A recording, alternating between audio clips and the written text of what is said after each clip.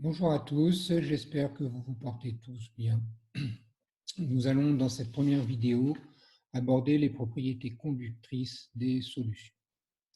Alors, comment mettre en évidence les propriétés conductrices d'une solution? Bien, pour cela, il suffit d'intégrer cette solution dans un circuit électrique et de vérifier si elle permet ou non le passage du courant électrique. Le montage électrique consiste à plonger dans la solution deux conducteurs métalliques reliés à un générateur de tension. Et si l'application d'une tension entre ces deux conducteurs métalliques permet d'observer le passage du courant électrique dans le circuit, alors on pourra conclure que la solution est conductrice et dans le cas contraire, on pourra conclure qu'elle est isolante. Ainsi, si vous plongez deux conducteurs métalliques dans une solution moléculaire de type toluène, eh bien vous n'observerez le passage d'aucun courant électrique. En revanche, si vous utilisez de l'eau distillée ou de l'eau ultra pure, vous allez observer effectivement le passage d'un faible courant électrique. Si vous ajoutez à ces solutions un composé ionique comme le tétraméthylammonium chlorure dans le cas du toluène ou un composé ionique soluble dans l'eau, eh bien vous vous apercevrez que vous observerez un courant relativement fort et donc le passage de ce courant sera caractéristique d'une conductivité de la solution. Quelles sont les conclusions que l'on peut tirer de ces petites expériences? Bien, dans un premier temps, que certains liquides peuvent avoir un comportement d'isolant, c'est le cas du toluène, mais ce sera le cas également de toute solution de type moléculaire, que l'eau est un conducteur très faible, mais qu'en présence d'électrolytes dans la solution, le milieu devient très conducteur. C'est donc la présence de ces électrolytes qui permettent au courant de passer dans le circuit électrique. En effet, ces électrolytes sont constitués d'ions qui portent des charges électriques et qui vont assurer le passage du courant électrique par migration. Migration des cations vers le pôle négatif et migration des anions vers le pôle positif du montage électrique. On s'aperçoit donc que la conductivité de la solution va être assurée par un transport des charges électriques par les ions. La solution est donc caractérisée par sa conductance et c'est maintenant cette conductance que nous allons essayer d'exprimer.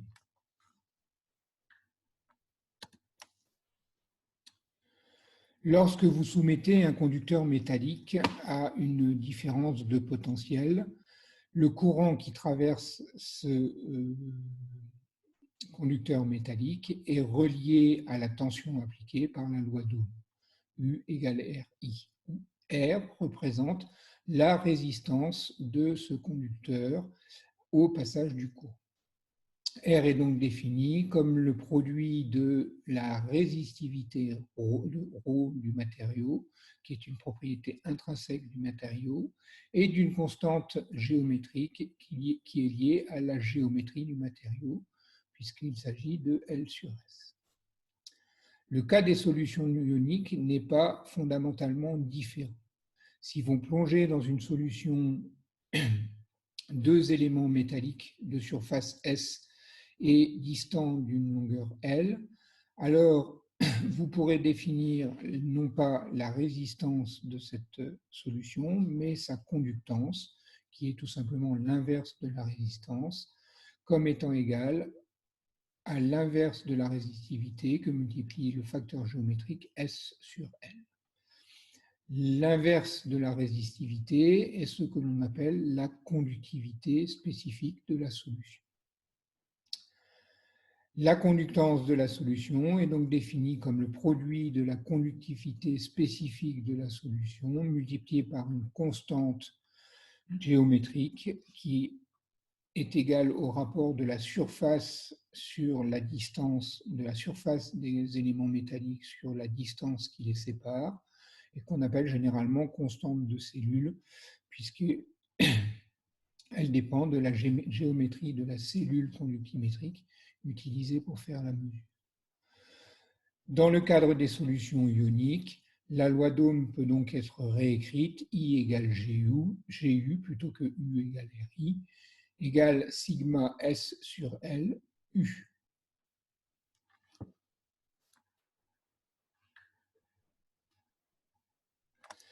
Lorsque la solution contient un seul électrolyte, il est alors intéressant de définir ce que l'on appelle la conductivité molaire de cet électrolyte, c'est-à-dire la conductivité de la solution ramenée à une concentration de 1 mol par litre de cet électrolyte. Pour ce faire, il suffit de diviser la conductivité spécifique de la solution exprimée en Siemens mètre-1 par la concentration de la solution exprimée en mol par mètre cube. Attention, il est primordial d'exprimer la concentration en mol par mètre cube dans cette expression. Si vous souhaitez néanmoins conserver l'unité de mol par litre pour la concentration, alors la conductivité molaire de l'électrolyte sera définie comme 10-3 sigma sur C, où C sera exprimé cette fois-ci en mol par litre. L'unité de la conductivité molaire, c'est des Siemens mètre carré mol-1.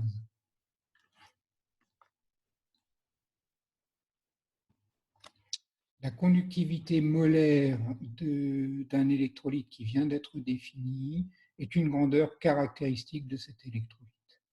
Néanmoins, elle ne permet pas la comparaison des différents électrolytes entre eux, notamment lorsqu'ils sont de types différents. À des fins de comparaison des différents électrolytes entre eux, il va être nécessaire de ramener la conductivité molaire à une concentration de charge égale à un équivalent de charge par litre. On définira alors deux nouvelles grandeurs, la concentration équivalente et la conductivité molaire équivalente, qui va représenter la conductivité d'une solution de concentration équivalente égale à un équivalent par litre de solution. La concentration équivalente représente en fait la concentration en charge positive et en charge négative par litre de solution. C'est donc sur la base de cette concentration qu'il sera possible de comparer les différents électrolytes entre eux. Si vous avez un électrolyte de type A nu+, B nu-, sa dissociation dans le milieu va conduire à la formation de nu+ ion AZ+ et de nu- ion BZ. Si C est la concentration initiale de l'électrolyte, on générera alors nu+ C mol de cation par litre de solution et nu- C mol d'anion par litre de solution. Le nombre de charges positives est donc égal à nu+ Z+ C par litre de solution et le nombre de charges négatives par litre de solution est égal à nu- Z- C. Cependant, l'électroneutralité de l'électrolyte impose que la valeur absolue de nu+ Z+ soit égale à la valeur absolue de nu- Z-, qui peut encore être écrite nu-Z. La concentration équivalente est alors définie comme le produit de nu-Z par la concentration de l'électrolyte. Cette concentration représente donc bien le nombre de charges positives et négatives par litre de solution. C'est sur la base de cette concentration équivalente qu'il va alors être possible de comparer les électrolytes en définissant une conductivité équivalente molaire qui va représenter la conductivité de la solution à une concentration de 1 équivalent charge par litre de solution. Pour cela, il suffit de définir cette conductivité équivalente comme étant égale au rapport de la conductivité spécifique de la solution par sa concentration équivalente. Bien entendu, il existe un lien entre la concentration équivalente et la concentration suivant le type d'électrolyte auquel on a affaire. Ainsi, pour les électrolytes 1,1, la concentration équivalente sera égale à C. Pour les électrolytes 2,1, la concentration équivalente sera égale à 2C. Pour les électrolytes 2, la concentration équivalente sera également égale à 2C, alors que pour les électrolytes 3,1, la concentration équivalente sera égale à 3C. Faisons un premier bilan de ce qui vient d'être dit. Nous avons pu montrer que, comme pour les phases solides, les solutions pouvaient présenter des caractères isolants. C'est le cas par exemple, c'est le cas notamment des solutions moléculaires, ou un caractère conducteur, comme dans le cas des solutions ioniques. Nous avons vu qu'à l'inverse de ce qui se passe dans les matériaux conducteurs solides, où le passage du courant est assuré par les électrons contenus dans le matériau, dans les solutions, ce sont les ions qui vont assurer le transport du courant électrique par migration. Nous avons également pu montrer qu'il était possible d'exprimer la conductance de la solution en fonction de la conductivité spécifique de cette solution et qu'à partir de cette conductivité spécifique, il était possible de définir des grandeurs caractéristiques d'un électrolyte donné comme sa conductivité molaire ou sa conductivité molaire équivalente. C'est cette conductivité molaire équivalente qui va pouvoir permettre la comparaison des capacités conductrices des électrolytes, des différents électrolytes entre eux. Allons maintenant un peu plus loin et essayons d'établir l'expression de la conductivité spécifique d'une solution en fonction des paramètres qui la gouvernent. L'origine de cette conductivité spécifique est, comme nous l'avons vu, le déplacement des ions dans la solution par migration. Alors, recherchons dans un premier temps à savoir comment se déplace un ion dans la solution lorsque celui-ci est soumis à une différence de potentiel entre deux conducteurs métalliques. Nous regarderons ensuite le lien qu'il existe entre la conductivité spécifique de la solution et ce déplacement des ions. Lorsque l'on applique entre les deux conducteurs métalliques une différence de potentiel, on crée alors au sein de la solution un champ électrique E. Sous l'effet de ce champ électrique E, les ions sont soumis à une force qui est directement proportionnelle à l'intensité de ce champ électrique et à la charge de chacun des ions. Sous l'effet de cette force, l'ion subit une accélération. Il se déplace donc dans la solution de façon accélérée et il entre en collision avec les molécules de solvant et les autres ions de la solution. Sous l'effet de ces collisions, l'ion est freiné par une force de friction qui est directement proportionnelle à sa vitesse. L'équation au mouvement associé à chacun des ions dans la solution s'écrit donc grand F plus petit f est égal à m gamma, soit ZE que multiplie grand E moins K fois V égale m gamma. Cependant, au bout d'un temps relativement court, de l'ordre de quelques 10-10 secondes, on atteint un état stationnaire où la vitesse de l'ion devient constante et où son accélération est nulle. Pour obtenir l'expression de cette vitesse, il suffit d'appliquer la condition gamma égale 0 à l'équation au mouvement. On aboutit alors à une expression de la vitesse comme étant le rapport du produit de la charge par champ électrique sur la constante de friction ou constante de frottement. Si l'on divise maintenant cette vitesse par l'intensité du champ électrique, on obtient la vitesse acquise par l'ion I dans un champ unitaire, et cette vitesse s'appelle la mobilité ionique de l'ion. Elle s'exprime en mètres seconde moins 1, volt moins 1, et l'ordre de grandeur de ces mobilités ioniques est de 2-10-6 mètres seconde moins 1, volt moins 1. Qu'est-ce que l'on peut conclure de cette expression? On s'aperçoit que la mobilité UI d'un ion est proportionnelle à sa charge et inversement proportionnelle au coefficient de friction qui dépend de la nature du solvant et de la nature de l'ion. La formule de Stokes permet une première estimation de ce coefficient de friction, puisque Stokes a démontré que ce coefficient de friction s'écrivait 6 pi neta R, où neta représente la viscosité du solvant et R le rayon de l'ion I si on considère cet ion comme une sphère.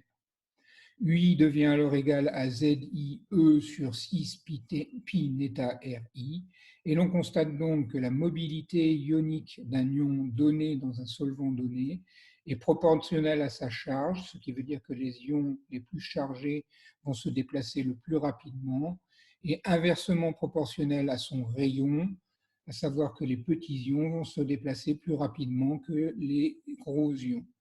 Elle est également inversement proportionnelle à la viscosité du solvant, à savoir que plus le milieu va être visqueux et plus l'ion aura des difficultés à se déplacer. Essayons maintenant de faire le lien entre la conductivité spécifique et la mobilité des ions dans la solution. Nous avons vu que le courant généré par l'application d'une différence de potentiel U s'exprime par I égale sigma S sur LU, et en constatant que le rapport de U sur L n'est autre que l'intensité du champ électrique créé par la tension U, on peut réécrire l'intensité du courant comme étant égale à sigma SE. Essayons maintenant de relier ce courant I à la mobilité des ions contenus dans la solution. Et pour ce faire, isolons par la pensée une portion de la surface à l'intérieur de la solution. C'est ce qui est représenté sur le petit schéma que vous avez à gauche de la diapositive.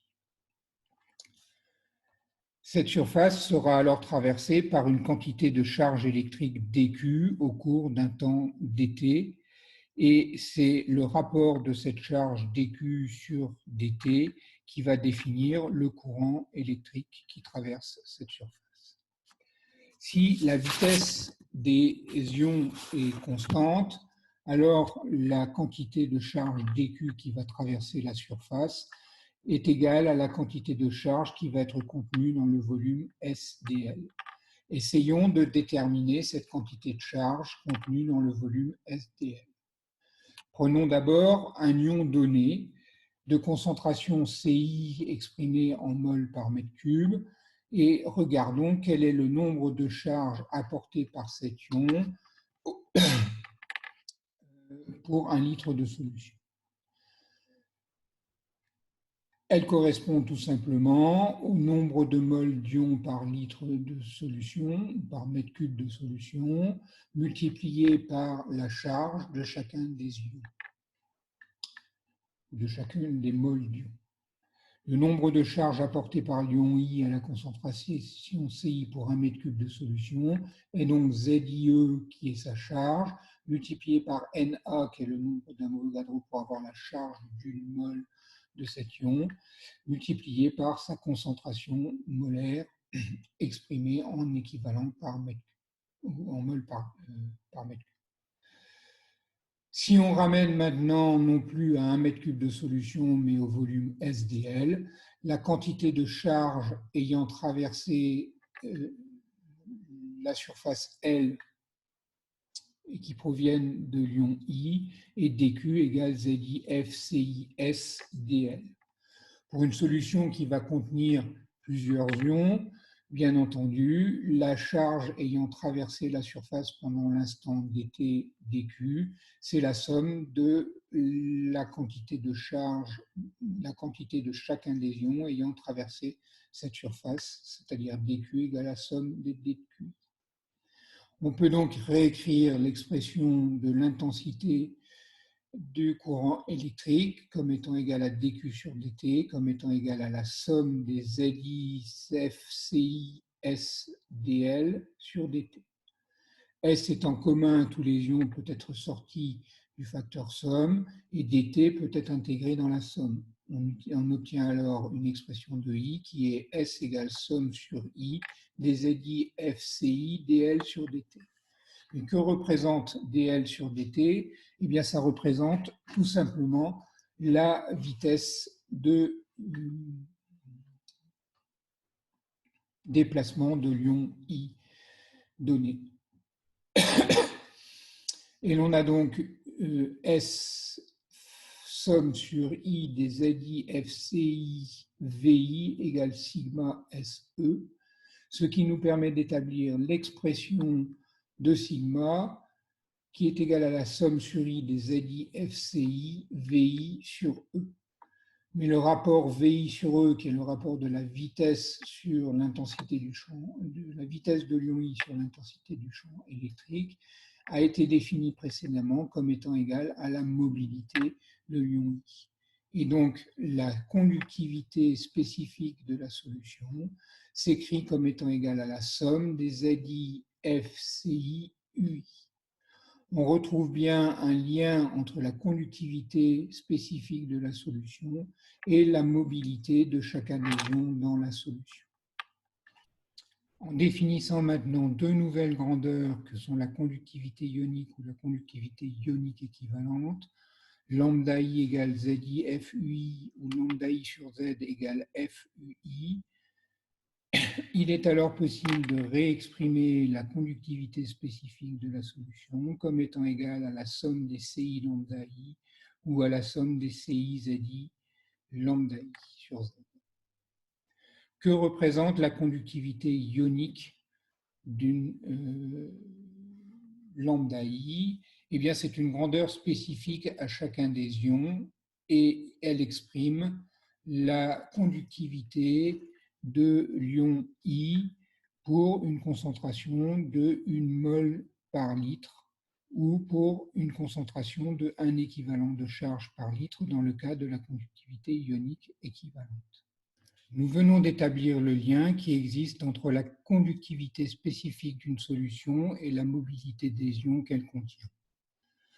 On constatera que la conductivité spécifique d'une solution est donc, selon cette expression, la somme des conductivités associées à chaque ion I qui la compose, puisque le produit lambda ICI représente la contribution de l'ion I à la conductivité spécifique de la solution. Les conductivités ioniques et les conductivités ioniques équivalentes qui viennent d'être définies sont des grandeurs caractéristiques d'un ion I donné.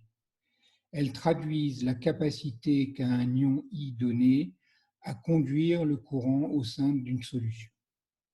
Comme dans le cas des conductivités molaires équivalentes des électrolytes, c'est la comparaison des conductivités ioniques équivalentes qui va permettre de comparer l'aptitude des différents ions à assurer le passage du courant au sein de la solution. Nous allons maintenant nous intéresser aux différents facteurs qui ont une influence sur la conductivité spécifique d'une solution et sur la conductivité molaire ou la conductivité équivalente d'un électrolyte. Ces facteurs sont principalement la concentration et la température. Examinons donc dans un premier temps l'effet de la concentration sur la conductivité spécifique d'une solution contenant un seul électrolyte.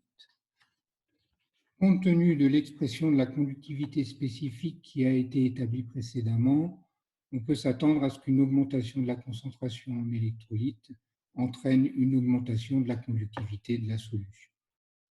C'est effectivement la tendance générale qui est observée expérimentalement.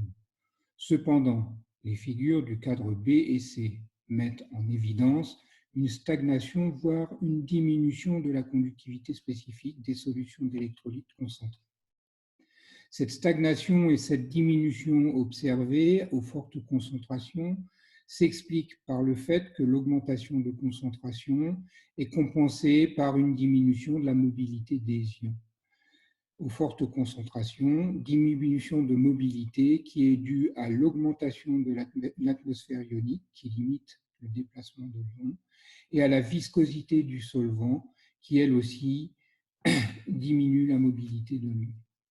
Dans le cadre des solutions d'électrolytes faibles, la diminution du coefficient de dissociation alpha avec l'augmentation de concentration de l'électrolyte contribue également à cette stagnation, voire à cette diminution de la conductivité équivalente. Les courbes de variation de la conductivité spécifique en fonction de C représentées dans les cadres B et C mettent également en évidence deux types de comportements. Celui des électrolytes forts, pour lesquels l'augmentation de sigma avec la concentration est de plusieurs dizaines de Siemens par mètre, et celui des électrolytes faibles, pour laquelle l'augmentation de la conductivité avec l'augmentation de la concentration est beaucoup plus modérée. Dans le cas des électrolytes forts, où la conductivité spécifique de la solution peut se mettre sous la forme sigma égale mu plus lambda plus mu moins lambda moins C, si l'on considère en première approximation les conductivités ioniques lambda plus et lambda moins indépendantes de la concentration, on a une relation linéaire entre sigma et C. Les figures représentées dans le cadre A montrent qu'expérimentalement, cela n'est vrai que pour des concentrations en électrolytes inférieures à 10-2 mol par litre. Il est toutefois possible pour des concentrations supérieures à cette concentration de 10-2 mol par litre de considérer que sur un faible intervalle de concentration, la linéarité est conservée. La raison pour laquelle on s'écarte de la linéarité avec l'augmentation de C trouve son origine dans la variation des lambda I avec la concentration, puisque la mobilité des ions varie avec la concentration. Dans les cas des électrolytes faibles pour lesquels sigma s'écrit mu plus lambda plus mu moins lambda moins alpha C, la linéarité de sigma en fonction de C n'est pas observée, car alpha varie en fonction de C, puisqu'alpha diminue lorsque C augmente. Nous venons de voir que l'augmentation de la concentration d'une solution d'électrolyte entraîne généralement une augmentation de la conductivité spécifique de cette dernière. Dans le cas des électrolytes forts, cette augmentation de la conductivité spécifique est linéaire dans des domaines de concentration inférieurs à 10-2 mol par litre. Pour les domaines de concentration supérieure, on peut considérer que la linéarité est conservée uniquement sur le domaine de variation de concentration faible. Nous avons également vu que pour les électrolytes faibles, il n'existe pas de relation linéaire entre la conductivité spécifique et la concentration, puisque le coefficient de dissociation alpha de l'électrolyte varie avec l'augmentation de la concentration. Enfin, pour des concentrations élevées en électrolytes, nous avons pu constater que la conductivité spécifique des solutions avait tendance à stagner, voire à diminuer lorsque la concentration augmente.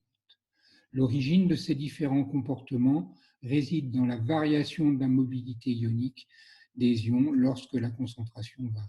Augmentation de la force ionique qui entraîne une augmentation de l'atmosphère ionique et augmentation de la viscosité du solvant. Examinons maintenant quelle est la conséquence de l'augmentation de la concentration sur les grandeurs caractéristiques d'un électrolyte, à savoir sur sa conductivité molaire équivalente ou sur sa conductivité molaire.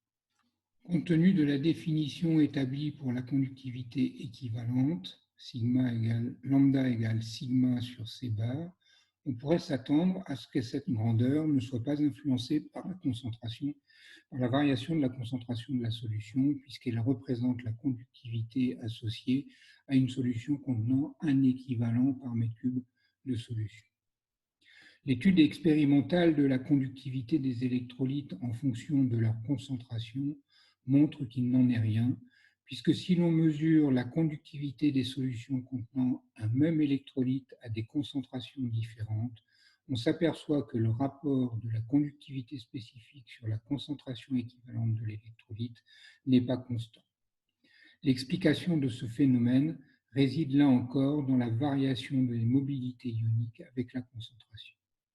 Ce phénomène a été mis en évidence par Debye et Huckel lors de l'élaboration de leur théorie sur les interactions électrostatiques entre ions en solution. Outre le fait qu'un ion en solution sont en interaction avec le solvant, il est également en interaction avec les autres ions de la solution. En augmentant la concentration de l'électrolyte dans la solution, on augmente alors le nombre d'ions avec lequel un ion donné est en interaction, ce qui a pour effet de limiter sa mobilité. C'est la raison pour laquelle la conductivité molaire et la conductivité équivalente d'un électrolyte diminue quand la concentration augmente. Il faut néanmoins, là encore, distinguer deux cas, celui des électrolytes forts et celui des électrolytes faibles. Examinons dans un premier temps le cas des électrolytes forts. Dans le cas des électrolytes forts, la conductivité spécifique de la solution s'écrit sigma est égal à la somme sur I des ZiFUiCi avec, puisque l'électrolyte est totalement dissocié, Ci, concentration de chaque ion I, est égal à nu fois C, C étant la concentration de l'électrolyte. Il en résulte que la conductivité équivalente de l'électrolyte s'exprime comme le produit de la constante de Faraday F par la somme des mobilités ioniques des ions constituant l'électrolyte.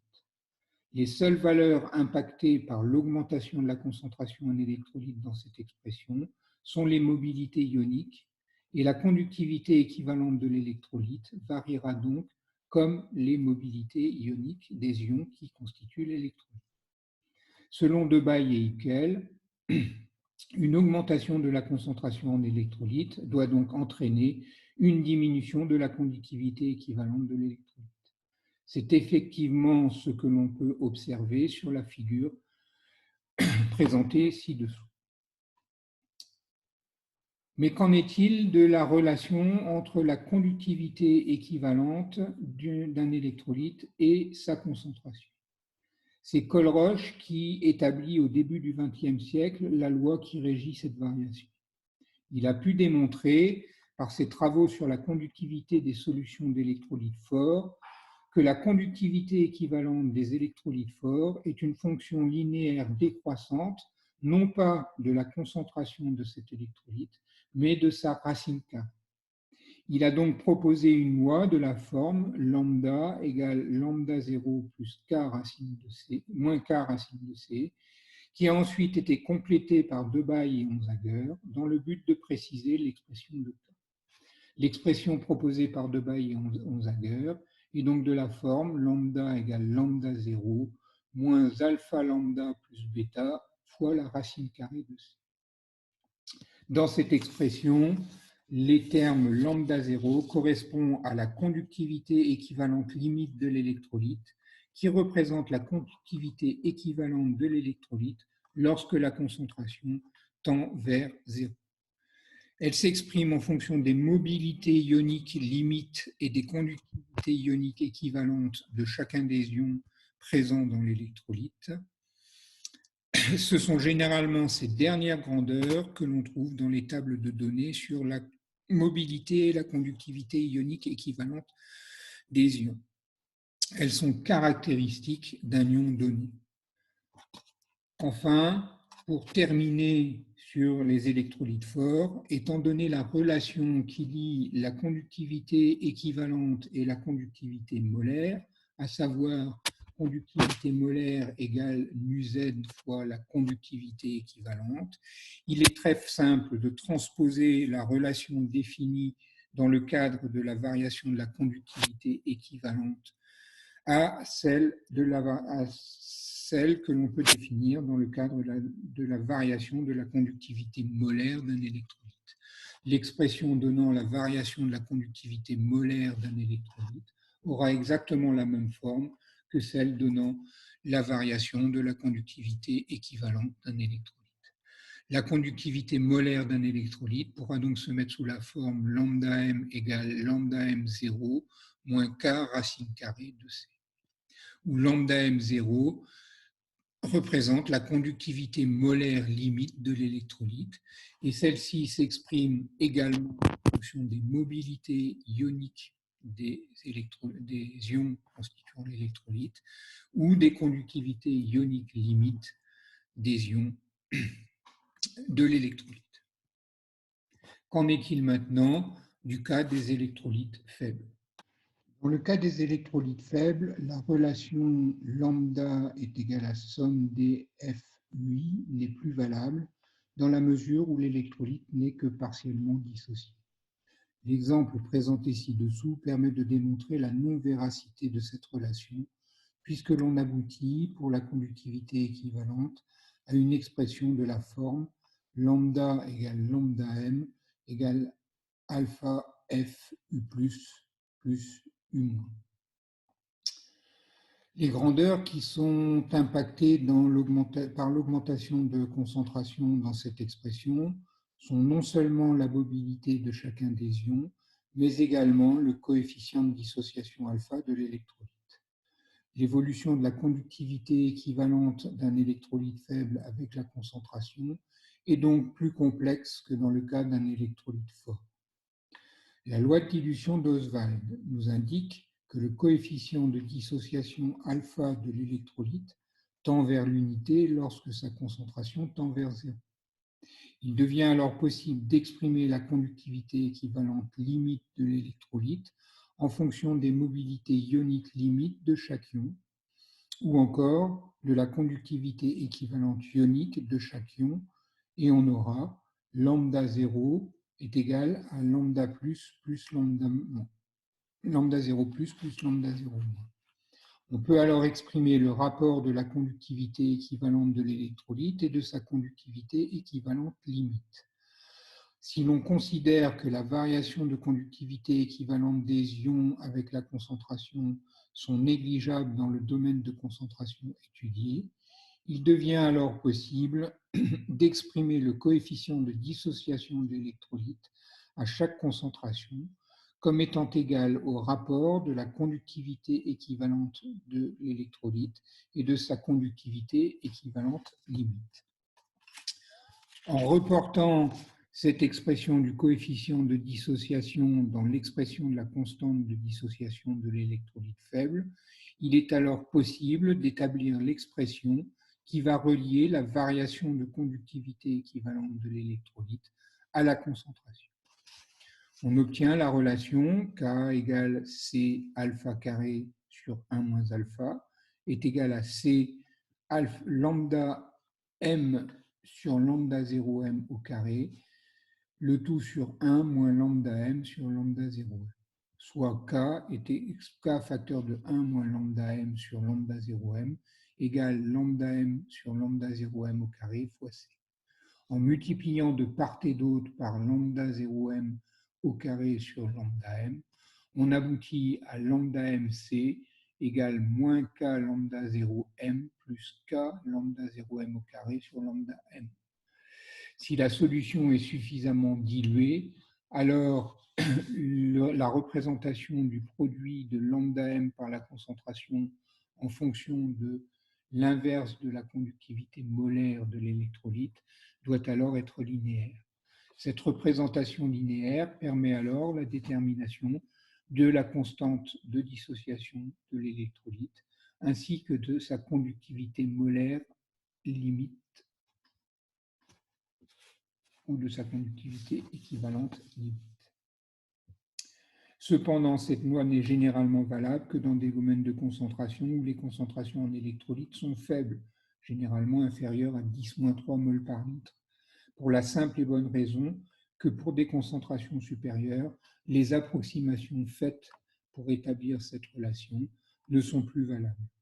Les lambda i ne sont plus égales au lambda 0i et les coefficients d'activité des différents ions dans la solution ne peuvent plus être pris égal à l'unité.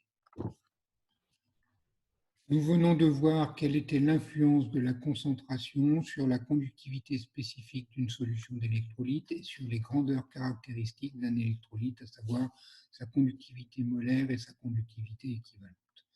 Nous allons, pour terminer cette étude théorique de la conductivité des solutions d'électrolytes, examiner l'impact de la température sur la valeur des conductivités spécifiques des solutions d'électrolytes.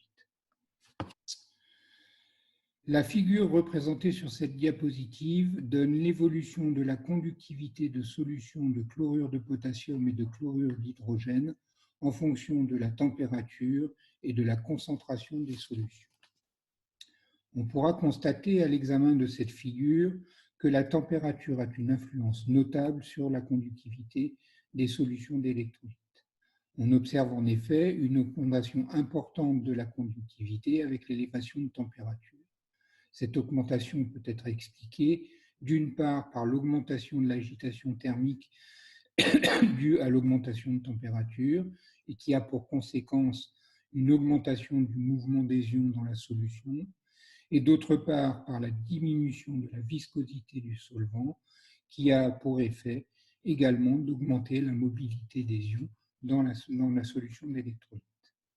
On constatera également que l'évolution de la conductivité avec la température est pratiquement linéaire. Le coefficient de régression linéaire des droites tracées est de l'ordre de 0,99. C'est un comportement général qui s'applique à l'ensemble des électrolytes, quelle que soit la concentration de la solution.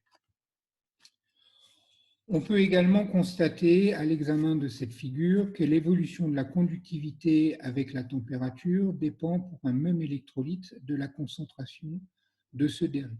En effet, si l'on compare l'évolution de la conductivité en fonction de la température pour le chlorure de potassium à différentes concentrations, on s'aperçoit que le coefficient de variation d de sigma sur dt, exprimé en Siemens -1 par degré Celsius, qui représente finalement la pente des différentes droites relatives au chlorure de potassium, n'est pas constante et augmente lorsque la concentration augmente. Le même constat peut être fait pour les solutions d'acide chlorhydrique. Cette tendance est une tendance générale pour tous les électrolytes. Outre sa dépendance à la concentration, le coefficient de variation d de sigma sur dt dépend également de la nature de l'électrolyte pour une même concentration. En effet, si vous comparez cette grandeur pour le chlorure de potassium et l'acide chlorhydrique à la même concentration, vous vous apercevrez qu'elle est 2 fois plus élevée pour l'acide chlorhydrique que pour le chlorure de potassium. Cette étude nous permet de conclure sur la variation de la conductivité avec la température et nous permet de mettre en évidence que cette variation est un phénomène complexe qui dépend à la fois de la nature de l'électrolyte, mais aussi de sa concentration. Il va sans dire que le résultat d'une mesure de conductivité devra toujours s'accompagner de la température à laquelle la mesure a été faite. Cela signifie également qu'il n'est pas possible de comparer des mesures effectuées sur un même échantillon à des températures différentes. À des fins de comparaison, il est le plus souvent recommandé de corriger les résultats des mesures de façon à ramener la conductivité à une température de référence, qui est le plus souvent la température de 25 degrés. La plupart des conductimètres modernes utilisent des algorithmes de correction de température qui leur permettent d'afficher directement la conductivité corrigée à 25 degrés. Voilà, cette première vidéo sur l'aspect théorique de la conductivité des solutions est maintenant terminée. J'espère qu'elle vous aura permis de mieux comprendre et de mieux appréhender l'ensemble des notions théoriques relatives à la conductivité de ces milieux. Dans une prochaine vidéo, nous aborderons un aspect plus pratique de la conductivité des solutions en exposant notamment le principe de mesure de cette grandeur, ainsi que les études expérimentales pouvant être tirées des mesures de conductivité.